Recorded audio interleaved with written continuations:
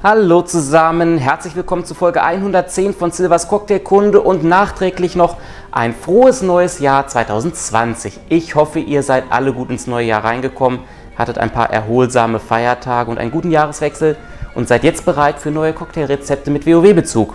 Denn auch in 2020 werde ich euch hier das eine oder andere Rezept vorstellen. Und wenn wir Glück haben, kommt mit der neuen WoW-Erweiterung Shadowlands ja auch noch einiges an Nachschub ins Spiel, wo wir uns dann als Vorlage für unsere Drinks was raussuchen können. Für den Moment bleiben wir aber erstmal noch in der aktuellen Erweiterung Battle for Azeroth, denn die ist ja noch nicht fertig.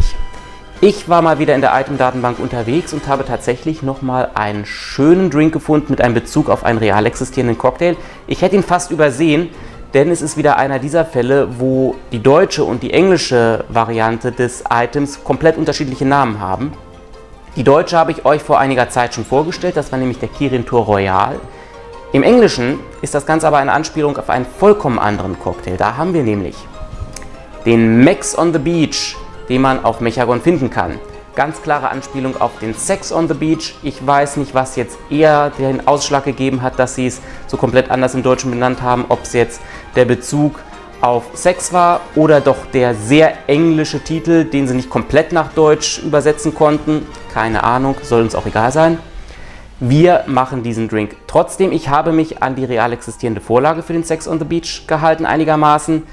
Auch wenn ein Drink, der auf einer Insel voller Mechs seinen Ursprung hat, ja eigentlich auf was eher Öliges oder sonst wie Mechanisches hindeuten würde.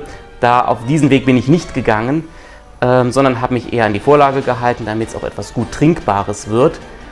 Und deswegen gibt es da jetzt kein Öl drin. Ich würde auch davon abraten, jetzt noch irgendwie einen Schuss Olivenöl reinzumachen. Das bringt es definitiv nicht. So wie der Drink ist er wunderbar trinkbar und wie man den macht, das gucken wir uns jetzt an. Wir starten wieder einmal mit unserem Shakerglas und haben dann als erste Zutat 4 Zentiliter Cranberry Nektar.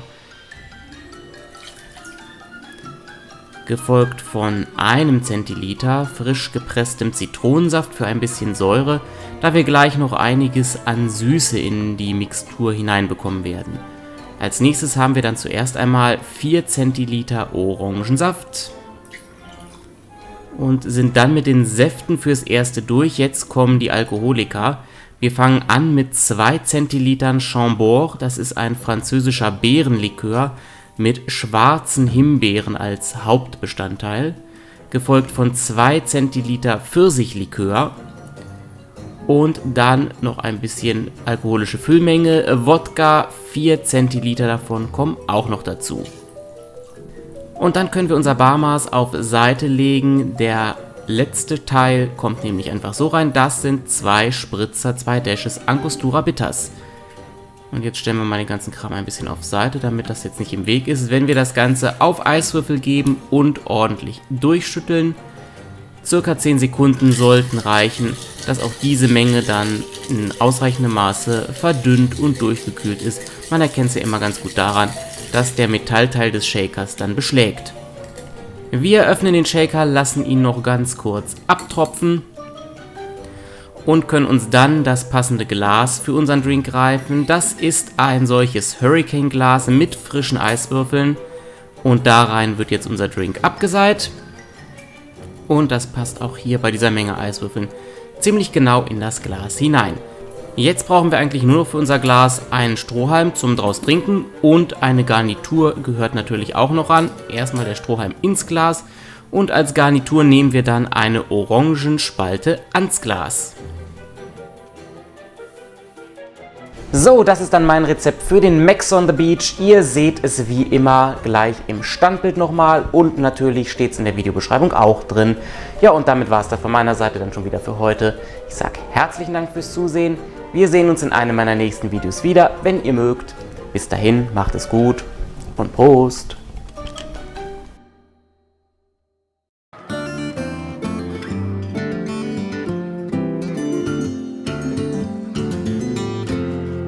Ich hoffe, ihr seid alle gut ins neue Jahr reingekommen, hattet ein paar erholsame Feiertage.